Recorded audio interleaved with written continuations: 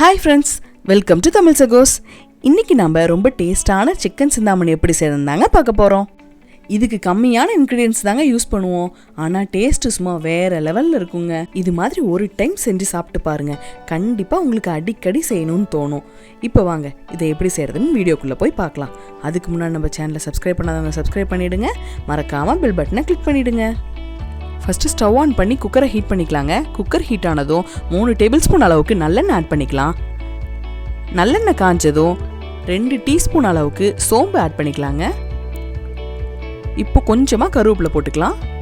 கருவேப்பிலை பொரிஞ்சதும் நான் ஒரு 10 வரமிளகாவை 2ஆக கட் பண்ணி விதையெல்லாம் நீக்கி வச்சுருக்கேங்க. இதை இதில் ஆட் பண்ணிக்கலாம்.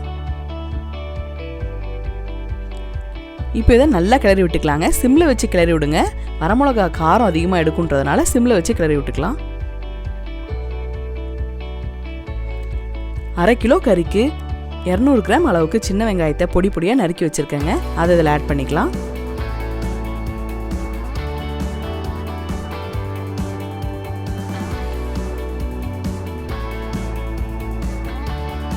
இப்போ வெங்காயம் வதங்கிறதுக்காக 1 டீஸ்பூன் அளவுக்கு கல்லுப்பு ஆட் பண்ணிக்கலாங்க.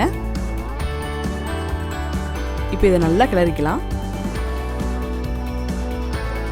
அடுத்து இதில் 1/2 டீஸ்பூன் அளவுக்கு மஞ்சத்தூள் போட்டுக்கலாம். இப்போ இதை நல்லா கிளறி விட்டுட்டு ஒரு 1.5 டேபிள் ஸ்பூன் அளவுக்கு இஞ்சி பூண்டு பேஸ்ட் போட்டுக்கலாம். இப்போ இதை பச்சை வாசம் போகிற அளவுக்கு நல்லா கிளறி விட்டுட்டே இருக்கலாங்க.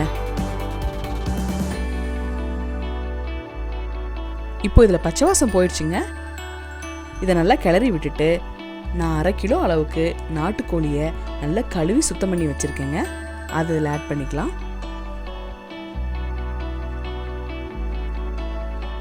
இப்போ இதை நல்லா எண்ணெயில் படுற மாதிரி கிளறி விட்டுறலாங்க.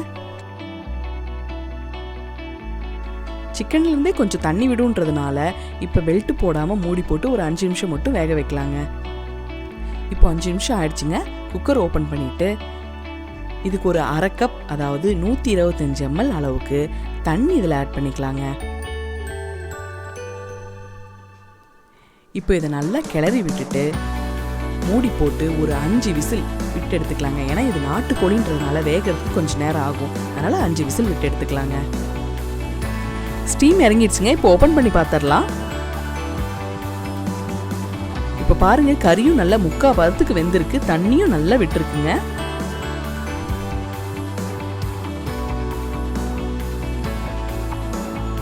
இப்போ இதை ஒரு பேனுக்கு மாத்திட்டு இதே தண்ணியில கறியை நல்லா சுண்ட வச்சு எடுத்துடலாங்க.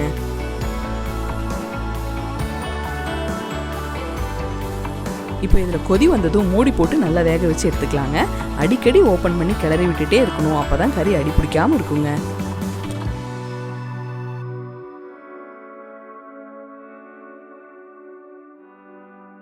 இப்போ பாருங்க இதில் தண்ணியும் நல்லா சுண்டிருச்சு. இப்போ இதில் 1 டீஸ்பூன் அளவுக்கு மிளகுத்தூள் ஆட் பண்ணிக்கலாங்க.